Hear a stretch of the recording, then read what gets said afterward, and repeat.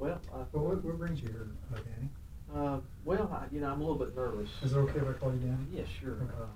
Thank you for giving me this time.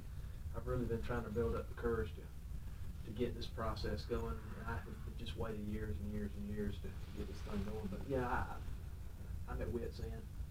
I'm sick and tired of being sick and tired. And I've had an addictive personality and addiction to painkillers and prescription meds and all that stuff, illegal drugs and all that stuff for years. And it's time. I'm 55 years old. I need to get this thing dealt with, and there's a lot of things I need to talk about. So, thank you so much for being here for me. Okay, so you come to the VA and you want to make a change in your life? I do, and I've wanted to for years. I've just been too stubborn. I've been in denial too long. In many aspects, maybe it's time for me to grow up.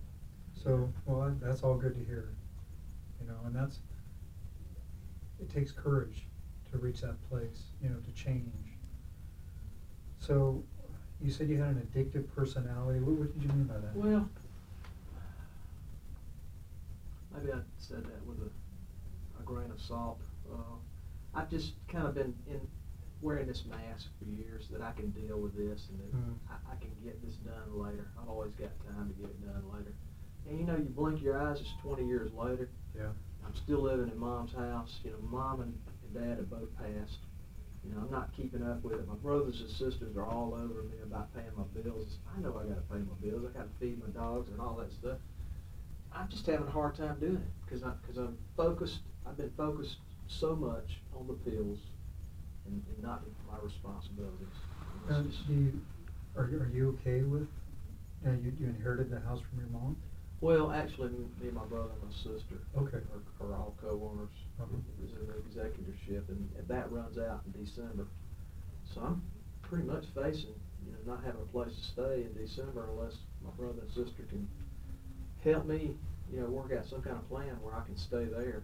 So in December, the property is going to be sold? Well, if it works out the way that Mom's estate, the way it's laid out, right. I'm hoping that they can work something out where I can stay there and we can work out an And that's what arrangement. My health is bad. I'm on disability. I'm only limited. I'm on oxygen too.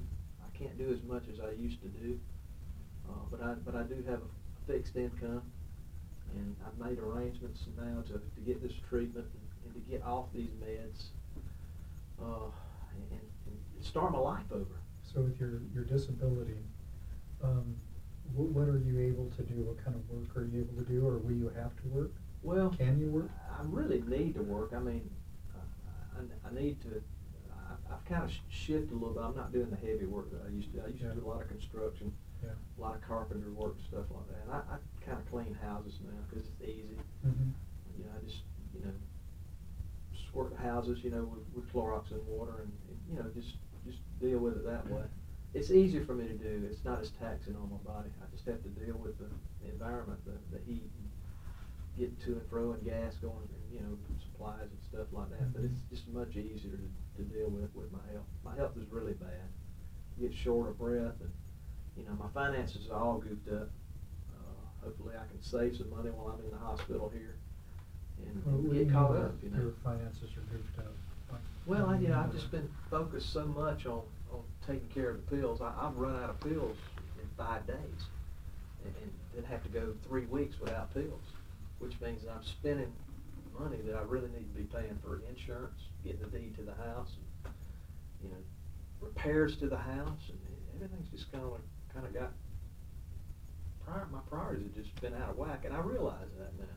I realize how frustrated my brother and sister are, and how ambivalent they are to kind of harass me, push me to stay on task with what I should be doing, what I agreed to do in the first place. So you're taking medication. What medications are you taking? I've been mainly on Lortab. That's what VA's prescribing me, and some of the sprays for my COPD. I've got COPD, the lung disease, so I get real short of breath and stuff like that.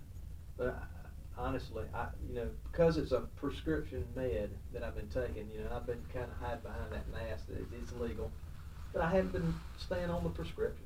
I mean, if I run out and 5 to 7 days, then I'm out there chasing other pills from other people who have the same meds. And that makes it illegal. That's wrong. I shouldn't be doing that. I know that, but my addiction is just a driving force. So you want some help with your addiction? And I tell you, just being away from the environment has helped a lot here this last week. The indoctrination and the support of my brother, a little bit from my sister. How's rehab going for you? Do you think it's helping? I think it is. It's just kind of tough being away. You know, this adapting to the physiological changes that my body's going through. Like what are some of the changes? Well, they've changed the meds for one thing. I truly have been addicted to these meds for a long time, even though I deny it. Yes, absolutely. I'm an addict. You know, and I need to. On a scale of 1 to 10, how much pain are you in today? Today I'm probably at about a 6 or a 7. Oh, really? But it's Wow. been steady.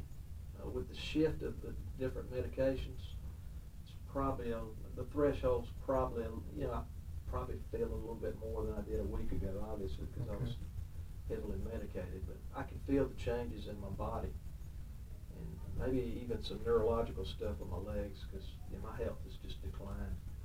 I just can't do as much as I used to. So the doctors are adjusting your medication. Yes, and I'm getting psychotherapy, which I've had some insights to some early stuff that went on in my life, you know, with my mother and father's divorces, and, you know, a lot of that was traumatic. I just really didn't address it. When you say your mother and father's divorces, how many times was your mom and dad divorced? They actually got divorced 3 times. 3 times. And remarried the 4th time. So they remarried? Never married anybody else. So okay, it was so they kind of remarried crazy. each other. And it's really affected me different than it's affected my brother, who's older than me. Mm. He's 57, I'm 56, she's 55. So, you know, he's been married once, I've been divorced twice, and my sister's been married 9 or 10 times. Oh, wow. It's a wide spectrum, it really is. I really need to start working on me, though. Right now I need to work on me and get to where I can start recovering. So how old were you when your mom and dad first split up? I was probably about 3 or 4. Okay, so 3 or 4, and then how long were they separated? Short spurts. I think the longest was maybe a year and a half. Okay. And they always seem to get back together. So after a year and a half, they would get back together, and that was true 3 times? Yes. Okay. There was other little bitty relationships in between that we don't really know a whole lot about. Just we know we're Like aware. boyfriends and right. girlfriends. Yeah. I think Mom and Dad tried to protect us and keep that from us as much as they could.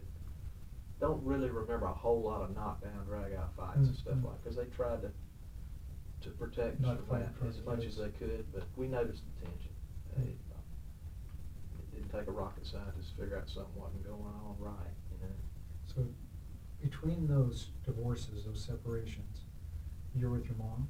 Yes, all the time. All the time. My brother always wanted to go with Dad, but me and my sister, you know, we pretty much won't stay with Mom. She was stabilizing for us. So when you were separated from your dad, did you still see him?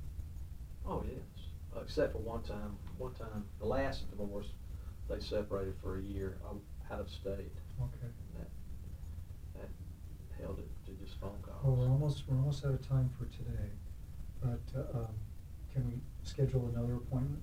Yes, I appreciate you working me in your schedule. I know Oh, you're yeah, pretty busy and everything.